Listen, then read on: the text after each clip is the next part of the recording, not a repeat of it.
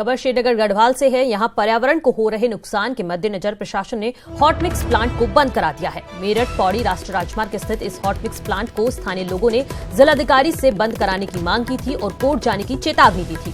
आपको बता दें कि अब नियमानुसार अनुमति के बाद ही हॉट मिक्स प्लांट को चलाने की परमिशन मिलेगी। तो बड़ी खबर श्रीनगर गढ़वाल से, यहां हॉट मिक्स प्लांट को बंद करवा दिया गया है। ये प्लांट मेरठ पौड़ी राष्ट्रीय राजमार्ग पर स्थित था और लगातार स्थानीय लोग जिलाधिकारी से इसको बंद कराने की मांग कर रहे थे। कोर्ट जाने की भी उन्होंने चेतावनी दी थी। फिलहाल इस हॉट मिक्स प्लांट को बंद करा दिया गया है। पूर्व मुख्यमंत्री नारायण दत्त तिवारी के बेटे रोहित शेखर तिवारी की हत्या के मामले में पुलिस की तफ्तीश शुरू हो गई है। दिल्ली पुलिस क्राइम ब्रांच की टीम डिफेंस कॉलोनी स्थित रोहित के घर पहुंची, जहां रोहित की मां उज्ज्वला तिवारी, पत्नी अपूर्वा और उनके ससुर से पूछताछ की। इसके अलावा रोहित के भाई और नौकरों से भी सवाल किए गए। टीम में पूछताछ के लिए महिला पुलिसकर्मी भी मौजूद रहीं। शुक्रवार को रोहित की पोस्टमार्टम रिपोर्ट में खुलासा हुआ था कि उनकी मौत मुंह दबाने से हुई थी, जिसके बाद हत्या का केस दर्ज किया गया है।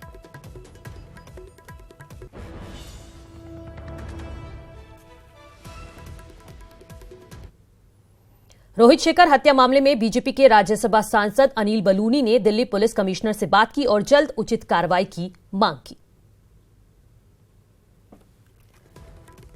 तो अब रोहित शेखर का मामला गर्माता जा रहा है। अब बीजेपी के राज्यसभा सांसद अनिल बलूनी ने भी दिल्ली पुलिस कमिश्नर से बात की है और इस मामले में जल्द ही उचित कार्रवाई की मांग की है।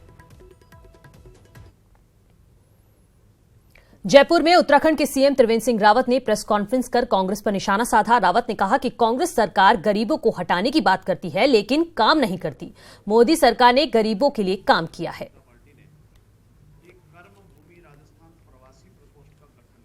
और हमको भी कि पिछली बार अगर 55% भारतीय जनता पार्टी के पक्ष में मत पड़ा था, तो इस बार उससे कहीं ज्यादा मत ये भारतीय जनता पार्टी के पक्ष में जाने वाला है।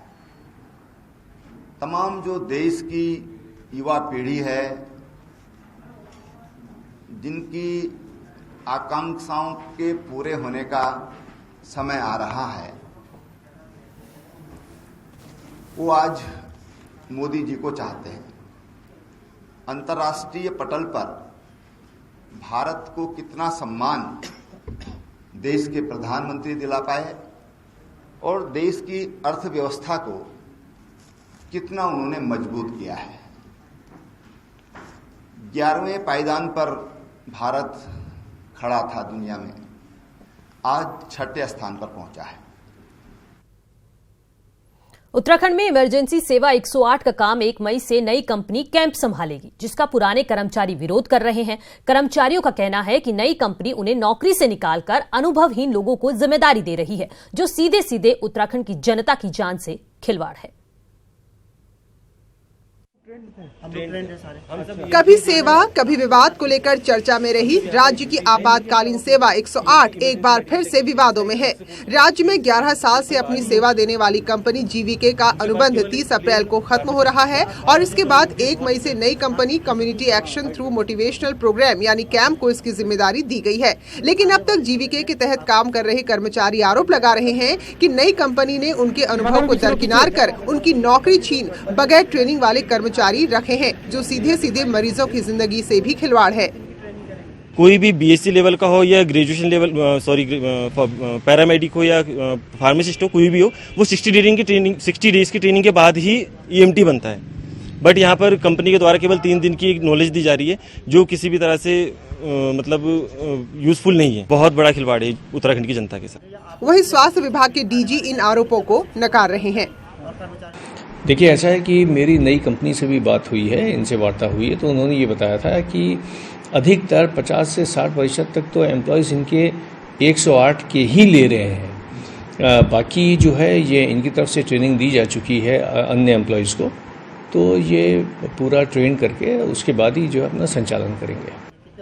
बीते 11 साल में 108 सेवा जहां कई बार सवालों में घिरी, वहीं कई मौकों पर इसने जान भी बचाई है। इसलिए इस आपातकालीन सेवा की जिम्मेदारी और जरूरत को समझते हुए ये सुनिश्चित किया जाना चाहिए कि इसका संचालन अनुभवी और जिम्मेदार लोगों के हाथ में हो, क्योंकि यहाँ सवाल लोगों की जिंदगी का है। न्यूज़ 18 के लिए देहरादून से दीपांकर भट्ट की रिपोर्ट।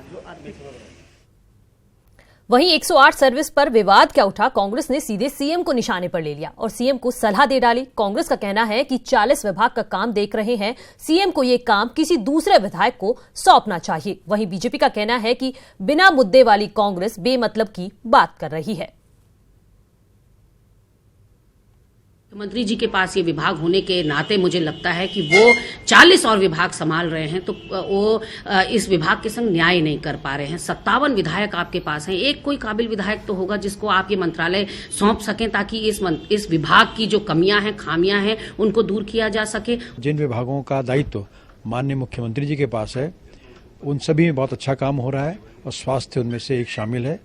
अटल आयुष्मान योजना अपने आप में एक उदाहरण है, और क्योंकि कांग्रेस के पास कोई मुद्दा नहीं है, उसको कुछ न कुछ अनर्गल बोलना है, तो इस प्रकार की राय वो देती रहती हैं।